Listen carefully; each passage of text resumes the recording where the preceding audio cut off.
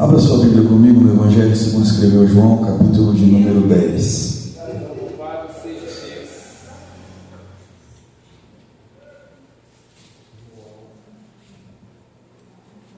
Exaltado seja o teu nome, Jesus. Glória a Deus.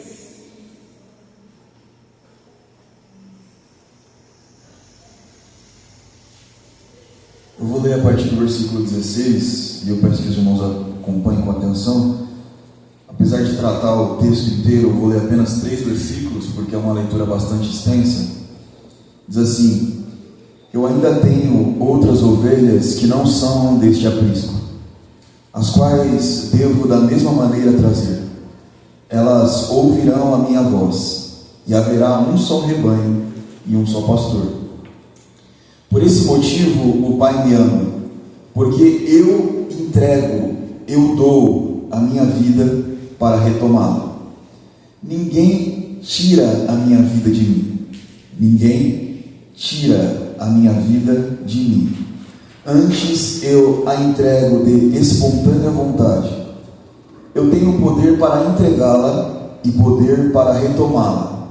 Esse é o mandamento que eu recebi de meu Pai. Amém, meus irmãos? Pode se sentar, fique à vontade. Aleluia.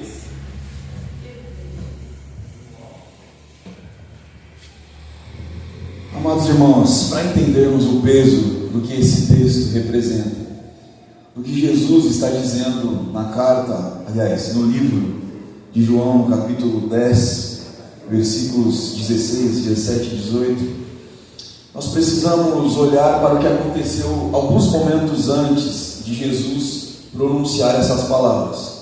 O capítulo 9 do Evangelho segundo escreveu João, ele vai nos relatar a cura de um cego de nascença. A palavra fala que o homem era cego desde o seu nascimento. E aí os discípulos, andando com Jesus, eles fazem uma pergunta a Jesus: quem pecou? O homem ou seus pais, para que esse nascesse cego?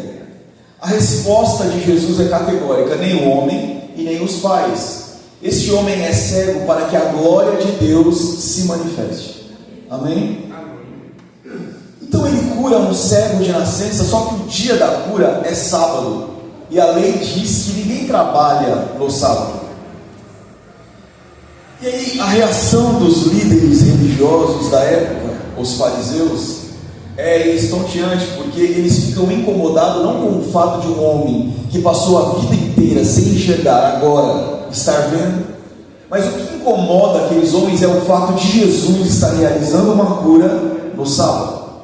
Então, dentro desse contexto, eles interrogam a esse homem, pressionam os pais desse homem para entender quem é que tinha realizado esse milagre, quem é que tinha feito uma cura extraordinária na vida desse homem.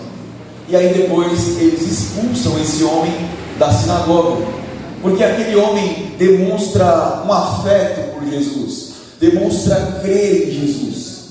E aí, diante da dureza do coração desses homens, diante da hipocrisia religiosa dos fariseus, Jesus profere o discurso de João, capítulo 10. E no capítulo 10 ele decide fazer um contraste claro entre a sua verdadeira missão e a postura dos líderes religiosos daquela época. Então Jesus olha para os religiosos e chama eles de mercenários e ladrões. O mercenário é aquele que trabalha por dinheiro, aquele que trabalha esperando sempre recompensa. Tudo que faz tem um interesse por trás. Então ele trabalha por reconhecimento, por status e até mesmo por conveniência. E aí ele usa o rebanho para o seu benefício próprio. As ovelhas, o rebanho, servem para me servir, para que eu tenha benefícios através dela. Então ele tosquia as ovelhas, ele se alimenta das ovelhas, mas quando ele vê o perigo chegar, quando ele vê um lobo se aproximando, ele vai embora e deixa o rebanho sozinho. Aí Jesus pega esse exemplo e diz assim: olha, esses são os líderes religiosos dessa época, esses são vocês, mercenários e ladrões. Então Jesus bate no peito e diz assim: olha, diferente de vocês, que quando o perigo chega, deixam as ovelhas sozinhas, eu não. Eu sou o supremo e bom pastor. E ele diz assim: olha, o bom pastor é aquele que dá a vida, se preciso for, por suas ovelhas. E aí, quando Jesus diz isso, ele dispara uma das frases mais poderosas de todo o seu ministério terreno. Jesus vai dizer: ninguém tira a minha vida de mim, eu a dou pela minha própria vontade. E aí, pode parecer uma frase simples demais, mas é um texto carregado de significado. Porque você pode pensar que existem motivos para que Jesus fosse morto na cruz do Calvário. E talvez se eu pedisse para você enumerar todos esses motivos, você diria vários. Só que o mais extraordinário de todos os motivos é que Cristo Jesus morreu na cruz voluntariamente. Era desejo dele morrer por nós. E aí, a loucura do Evangelho começa a se manifestar aqui. Porque ele diz assim: olha, eu tenho o poder de dar a vida e de tirar a vida, e eu decido entregar a minha vida. Aleluia. Então, por que ele diz isso? Porque no contexto os homens chamam ele de endemoniado, mentiroso, e aí pegam pedras nas mãos para tentar apedrejar Jesus. E Jesus, entendendo a intenção do coração daqueles religiosos, ele diz assim: se vocês fossem de fato filhos de Deus e não filhos de Moisés, como vocês se declaram, vocês me conheceriam e entenderiam o meu propósito. Amém? Vocês estão comigo? Amém. Então, meus irmãos, prestem muita atenção nisso. A cruz não é um acidente político e nem geopolítico.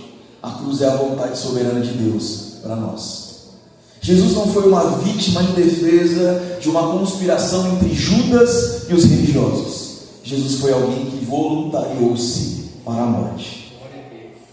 Então Jesus caminhou voluntariamente até o Calvário, e foi um ato de pura autoridade divina e de um amor incondicional. Ele não foi forçado a fazer nada, ele escolheu fazer. E aí eu poderia fechar a Bíblia aqui, orar e ir para casa, porque isso aqui tem significado demais para a nossa vida. Mas eu preciso falar mais algumas coisas com vocês, amém? Amém? Vocês estão comigo? Então ele escolheu se entregar. E o que isso representa para a nossa vida prática, para o nosso cotidiano hoje? A pergunta que o Espírito Santo faz ao meu coração e ao seu coração essa manhã é que, como a postura de Jesus, como que o desejo de Jesus de entregar-se voluntariamente reconstrói, cura e transforma o ambiente da nossa casa, da nossa vida e da nossa família.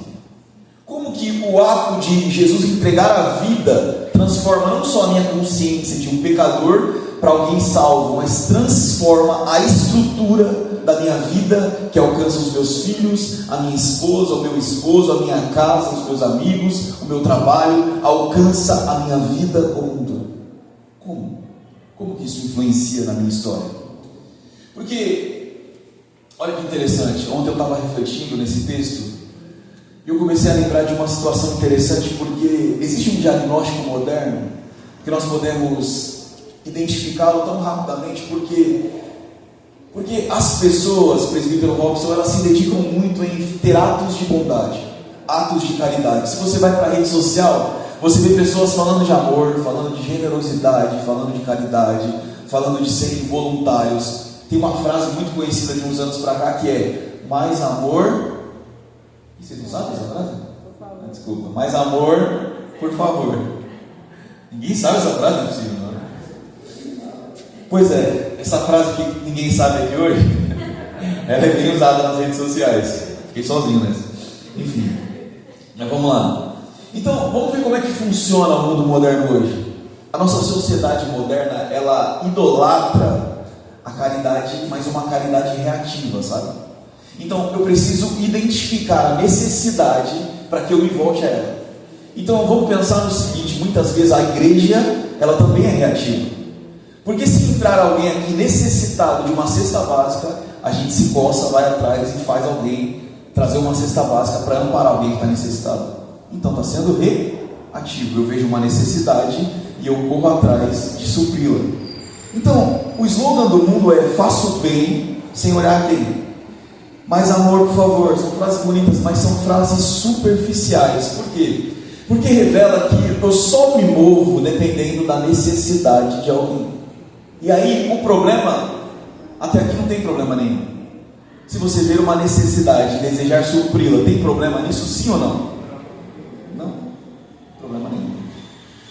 Só que, se a circunstância dita a minha ação, a minha entrega não é voluntária. Amém, irmãos? Amém. Se eu preciso da necessidade para entender a minha necessidade de me mover ao outro, a minha entrega não é voluntária. E o que Jesus está dizendo para nós? Se eu vejo alguém com fome e dou comida, qual que é a ilusão dessa lógica? Se a necessidade acaba, a minha caridade acaba. Logo, se não tem necessidade de comida, não tem por que eu dar comida para ninguém.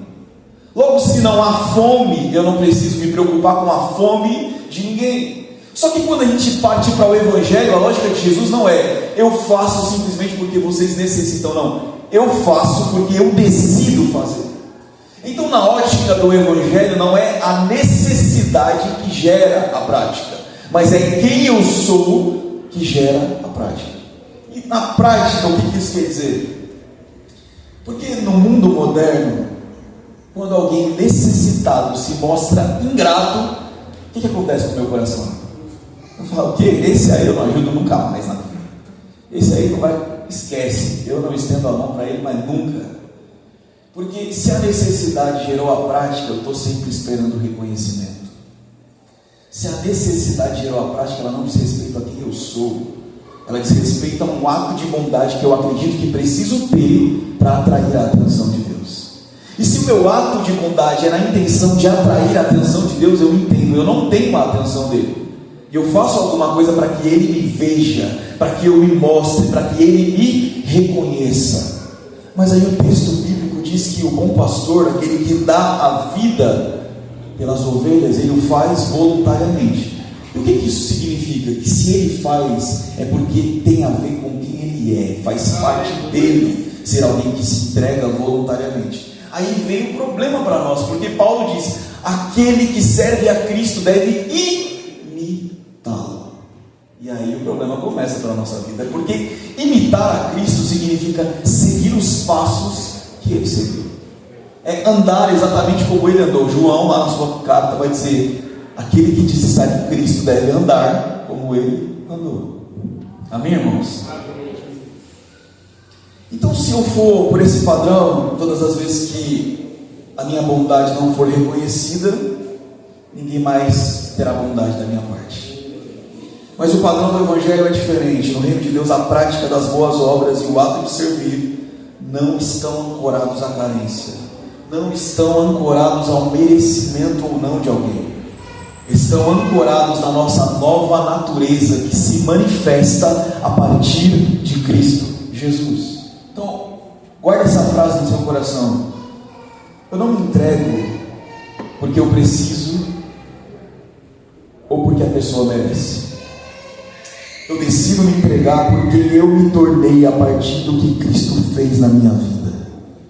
Se você estava na quinta-feira, nós falamos um pouco sobre isso. O serviço cristão, ele não é simplesmente proativo, ele nasce de dentro para fora, porque ele faz parte da minha natureza. Tem a ver com quem eu sou, tem a ver com quem eu me tornei. Existem filhos amados de Deus aqui essa manhã. Amém. Jesus não olhou para a gente, irmãos, não olhou para a humanidade e pensou assim, a partir do momento que eu morrer por eles, eles vão fazer tudo certo, então vale a pena. Eu vou morrer, eles vão me seguir e está tudo certo.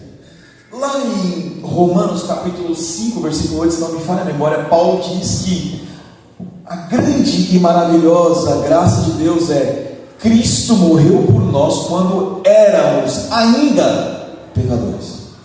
Então ele não esperou que eu, William, levantasse a minha mão e dissesse, Senhor, eu recebo como Senhor da minha vida para entregar-se por mim.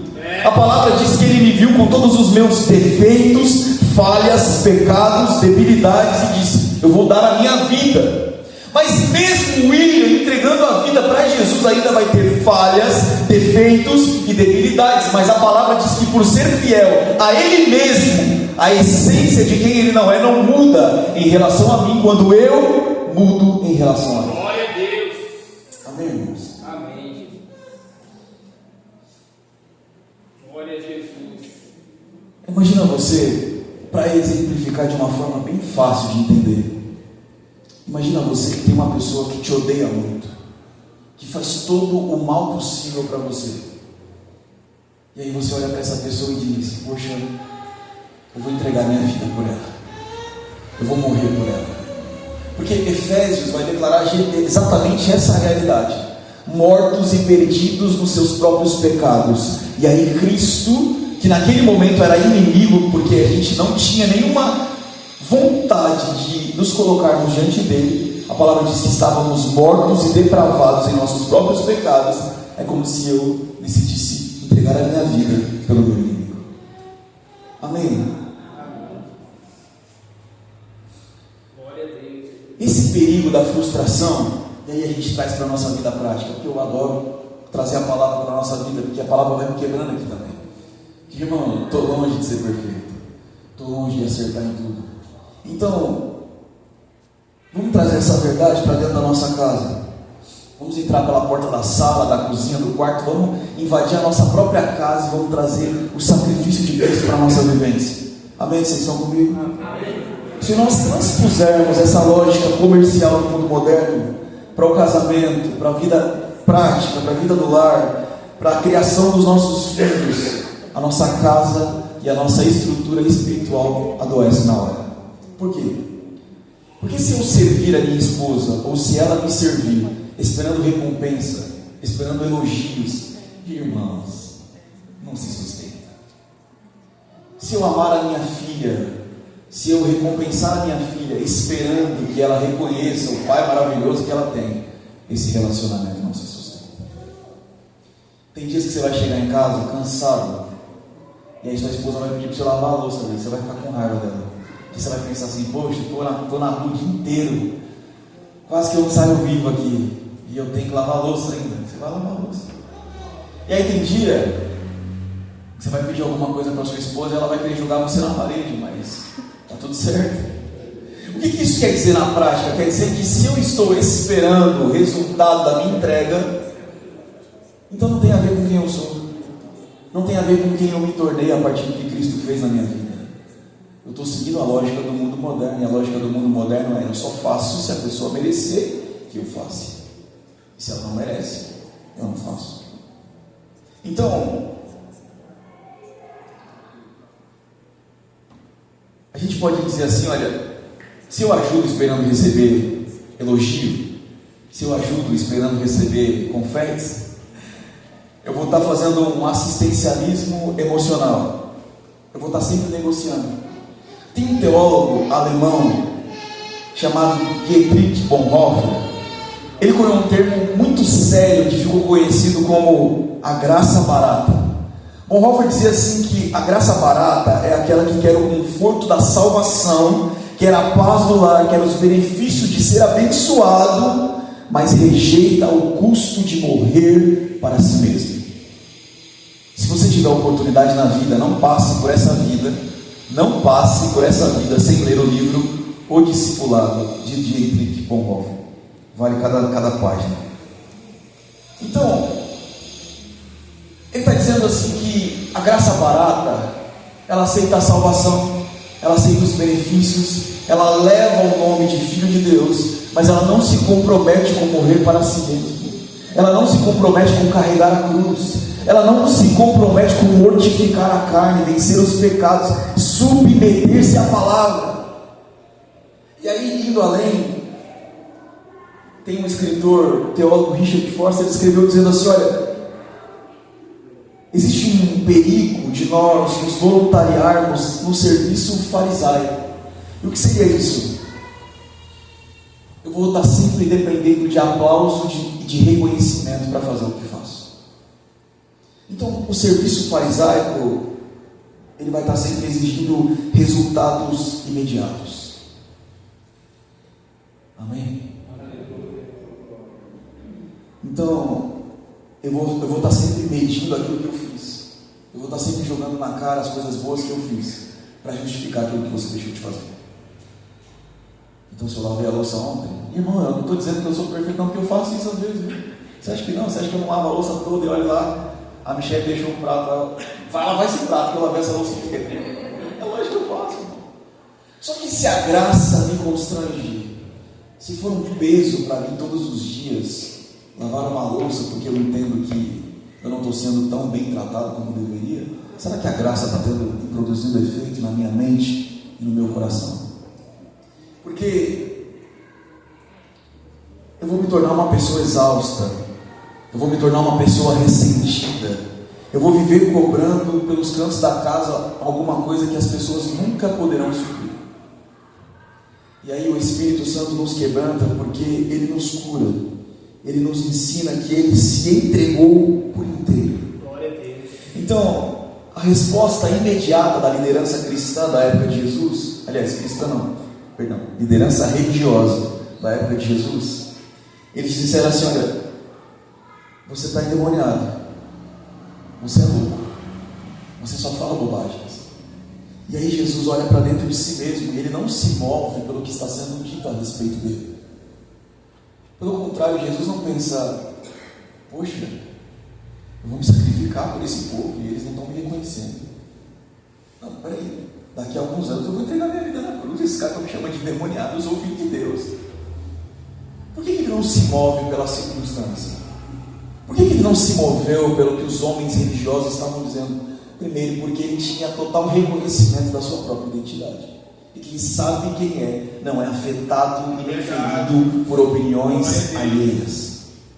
E aí, a gente pode fazer vou abrir um parênteses aqui para dizer uma coisa bem psicológica. Existe a minha história, existe a sua história, existe a minha história, existe a história da minha esposa, por exemplo. Só que dentro da minha cabeça existe a história da minha cabeça. E dentro da cabeça dela existe a história da cabeça dela. O que isso quer dizer? Quer dizer que eu fui criado de um jeito, eu tive valores de um jeito, ela teve de outros. E aí, às vezes eu crio uma história dentro da minha cabeça e eu acho que a história dela tem a ver com a história da minha cabeça. Vocês estão entendendo? Por exemplo, vamos pensar que você foi criado por pais rígidos e aí você apanhava muito quando era criança. Vamos pensar assim? Vocês estão me acompanhando? E aí, a história dentro da sua cabeça é: meus pais me batiam porque não me amavam o suficiente. Essa é a história dentro da sua cabeça. Meus pais me batiam muito porque não me amavam o suficiente. Mas aí vamos para a cabeça dos seus pais. Talvez a história na cabeça deles é: se eu não for mais severo, o mundo vai corromper eles. Se eu não for mais severo, vão para as drogas, vai para a prostituição, vai para qualquer coisa errada. E aí talvez não fosse a melhor forma de educar, mas é a forma que eles sabiam. Então, para prosseguir aqui e aí voltar para a palavra, às vezes a gente olha para a história da nossa vida e diz assim: poxa, mas se eu não tivesse vivido isso, talvez fosse diferente. E talvez fosse mesmo. Só que você viveu, então o que você faz? A história dentro da sua cabeça não delimita o todo. Amém? Então cada um tem as suas circunstâncias, cada um passou pelos seus processos. O que Jesus quer fazer nessa manhã é curar a minha vida e a sua vida de dentro para fora. Para que a história da nossa cabeça hoje seja: eu me entrego voluntariamente, não porque eu quero reconhecimento, não porque eu quero ser melhor do que os meus pais, por exemplo, mas é porque eu sei que Cristo se entregou por mim e eu quero ser semelhante a Ele todos os dias. Glória a Deus. A motivação de Jesus vinha de dentro. A motivação de Jesus vem do coração, vem do seu âmago, vem das suas entranhas. E quantas vezes nós transformamos os nossos relacionamentos em balcão de negócios? Quantas vezes nós transformamos a nossa casa em balcão de negócios? A relação com os nossos filhos em balcão de negócios? E às vezes é só a história da nossa cabeça. Às vezes a gente está só reproduzindo uma coisa que a gente aprendeu a vida inteira. Os processos mudam, irmãos. As pessoas mudam, o tempo mudou. Infelizmente, eu não posso pegar a mesma criação que meu avô teve com meu pai e traduzir para minha filha hoje. Não dá. Às vezes eu até tento, mas não dá. Eu não posso olhar para o meu pai e dizer que a criação que ele teve comigo foi a pior do mundo, porque ele era mais severo. Não, irmãos. O tempo é outro. Mas tendo tendo o reconhecimento do Evangelho na minha vida, na minha cabeça, na minha alma, no meu coração, eu entendo que o ato de voluntariedade é para trazer harmonia e benefícios para o meu lar. Amém? Só que aqui, irmãos, me perdoem, eu tenho ainda quase que 20 minutos ali. Eu preciso falar uma coisa aqui que hoje eu acordei perturbado com essa coisa no meu coração.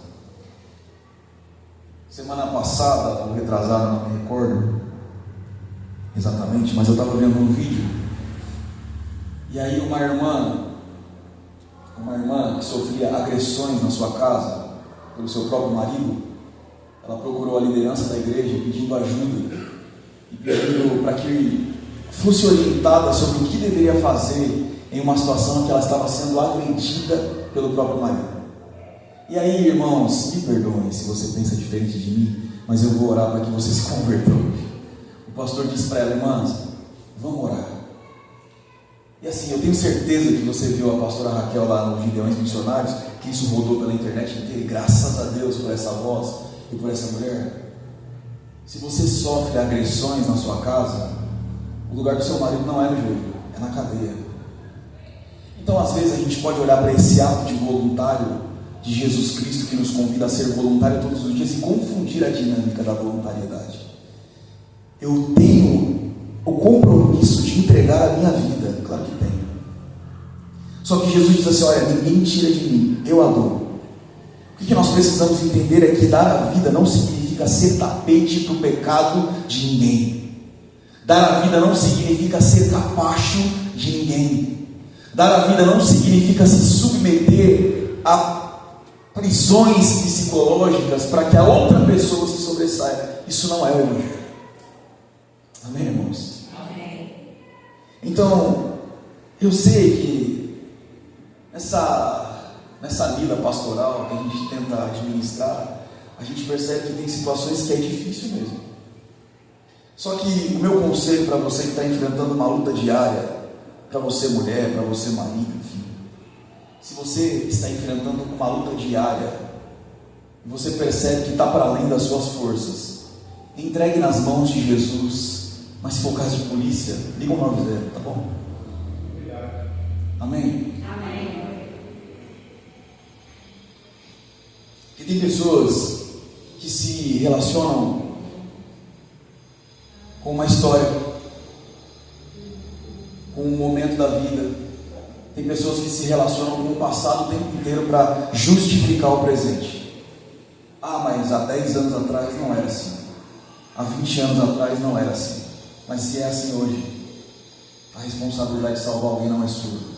A responsabilidade de entregar a sua vida por alguém existe, mas você não é salvador de ninguém. Amém? Amém? Então, às vezes as pessoas... Eu estou com temor de falar isso aqui, irmãos.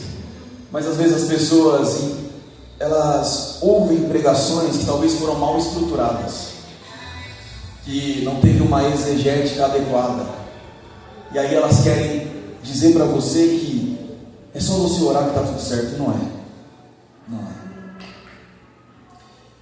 Então deixa eu dizer uma verdade libertadora do seu coração: Jesus não é cúmplice do pecado de ninguém. A graça de Jesus Cristo não passa pano para ninguém. Jesus Cristo é redentor das nossas vidas. Amém? Então, Jesus deu a vida para nos salvar do pecado, mas não para nos manter confortáveis no pecado. E aí, irmãos, eu não estou dizendo só de uma prática ou outra, eu estou dizendo de uma vida afundada no pecado.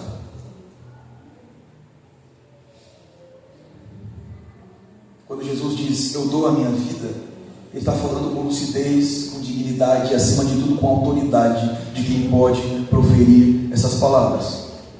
Muitas vezes nós chamamos de amor paciente, e na verdade é amor conivente. Muitas vezes nós achamos que podemos camuflar o erro da pessoa, porque um dia ela foi boa. E aí Jesus está dizendo para você hoje que não. Amém? Porque, irmãos, meu Deus, tem misericórdia. Se eu camuflar o erro de alguém, baseado numa história, se eu camuflar o erro de alguém porque um dia essa pessoa foi boa para mim, sabe o que eu estou fazendo? Eu estou impedindo que ela sofra as consequências do próprio pecado. E quando eu impeço que você sofra as consequências do seu próprio pecado, eu vou estar impedindo você de chegar no fundo do poço. Porque é lá no fundo do poço que você tem capacidade de olhar para dentro de si mesmo e se reconhecer como necessitado da graça de Cristo Jesus. Então, é só lá no fundo do poço que você tem desejo de se alimentar das lavagens dos porcos, que você decide retroceder e voltar para a casa do Pai. Então, não seja conivente com o pecado de ninguém. Amém? Amar como Cristo amou, irmãos, não significa tapar o sol com a peneira. Amar como Cristo amou significa entregar a vida, mas não camuflar o pecado de ninguém. Ele morreu para expor a nossa ferida e depois tratá-la. Amém? Vocês estão comigo aí? 12 minutos, estou encerrando. Então, para que você entenda, eu preciso que você entenda isso. É diferente entregar a vida por identidade. É diferente entregar a vida por identidade, porque eu sei quem eu sou, e eu me relaciono com essa palavra. Porque quando eu entrego a minha vida por identidade, significa que a minha dignidade está guardada em Deus. Amém? Então, não é um comportamento oscilante. Eu tenho autoridade em nome de Jesus para buscar a Deus e entregar a minha vida, mas eu também tenho autoridade para dizer assim: olha, eu te amo, mas eu não vou passar por isso. Eu te amo, mas eu não vou mais me submeter a isso. Isso não é falta de amor, pelo contrário, isso é o amor firme de Cristo que visa a salvação daquela alma, e a melhor coisa que você pode fazer por ela é isso. Amém? Vamos prosseguir, eu encerro. Jesus precisa curar as nossas expectativas quebradas para que a nossa vida se direcione nessa realidade. E como que o Evangelho faz isso? O Evangelho cura o nosso coração de um desânimo, que eu chamo de um desânimo crônico. Porque dentro do lar, a tempestade vem, os problemas vêm, as dificuldades vêm, a crise financeira chega. E o texto vai nos dar um caminho através de 3 atitudes. A primeira delas: eu preciso mudar o destinatário da minha entrega. Amém? Eu preciso mudar o destinatário da minha entrega. O apóstolo Paulo, aos Colossenses capítulo 3, o versículo 23 e 24, ele vai dizer assim: olha, tudo o que vocês fizerem, façam como que ao Senhor. Se eu fizer para Michele, esperando que ela me veja, eu não estou fazendo para o Senhor. Então, quando eu mudo o destinatário da entrega, eu vou fazer para Michele, mas eu faço como se fosse para o Senhor. Eu não espero nada dela. Então, quando eu fizer o almoço, por falar em almoço, vou contar um testemunho aqui rapidinho. Irmãos do céu, ontem a Michelle, a gente estava conversando ali, falando sobre cuidado de Deus. Foi isso, né? E aí eu estava ali meio que duvidando às vezes, que eu também sou ser humano, irmãos, né? A gente reclama sem reclamar, fica ali: Senhor, será que vai dar? Será que os boletos vão ser cobertos esse mês? Amém. Aí eu inventei de fazer uma carne ali para o almoço, né? E aí tem coisa que a gente serve para aprender, né? A gente tem uma caneca lá de leite que já quebrou o cabo. O que a gente faz com isso? Ou troca o cabo ou joga fora. Mas a gente não joga, né? Aí eu falei para ele: Alice, vai lá, pega a leiteira ali, pai, que eu vou esquentar uma água aqui enquanto eu faço a carne e tal. Aí tá conversando, aí depois a Michelle foi fazer as costuras dela lá, eu coloquei a caneca para esquentar. E aí eu entendi que o fogo que a panela estava baixo demais, e eu fui trocar.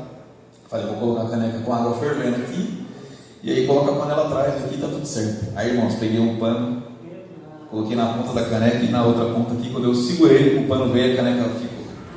E aí ela caiu, a água quente caiu toda em cima de mim, eu dei uns 3 pulos para trás, me pendurei na pia, me molhei inteiro, queimei minha perna do lado esquerdo e do lado direito. Chorei. Comecei a chamar pela Michelle, misericórdia, irmãos. Mas graças a Deus o resultado foi tranquilo, perto do que poderia ter acontecido. Agora vamos voltar para a palavra. Olha o desastre. Mas a carne ficou boa, no final das contas, Isso que é importante. Então, quando eu faço almoço, ou quando eu ajudo a limpar a casa, ou quando eu dou banho nos meus filhos, ou quando eu faço qualquer coisa para o meu lar, eu preciso mudar o endereço da minha entrega.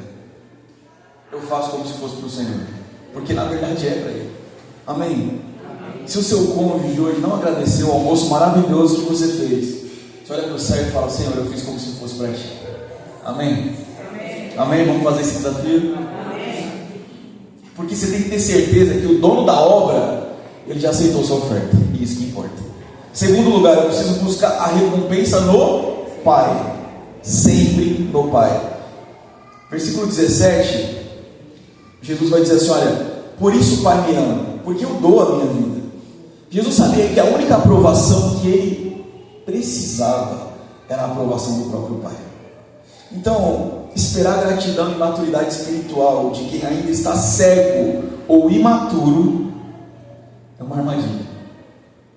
E assim, tem um pastor que já descansa no Senhor, chamado Tim Keller. Eu gosto muito de ler os livros dele, das pregações dele. Ele tem uma trajetória muito maravilhosa lá nos Estados Unidos. Ele implantou uma igreja lá em Manhattan, um dos lugares mais difíceis dos Estados Unidos, e é uma das igrejas mais influentes naquele lugar. E ele disse certa feita em um sermão que a pior cegueira que existe é a cegueira para a minha própria cegueira. Eu achei meio contraditório. Ele disse assim: às vezes a gente acha que não é cego, e a gente está sendo cego. E só quando a gente reconhece que é cego para a nossa própria cegueira, é que Deus limpa os nossos olhos. Por exemplo, tem uma situação aqui no Evangelho, presta atenção nisso, que Jesus pega um cego e ele faz o quê? Ele cura o cego e diz assim: como que você está vendo agora? Aí o texto vai dizer, presbítero Robson, que ele diz assim: olha, eu vejo o homem como árvores.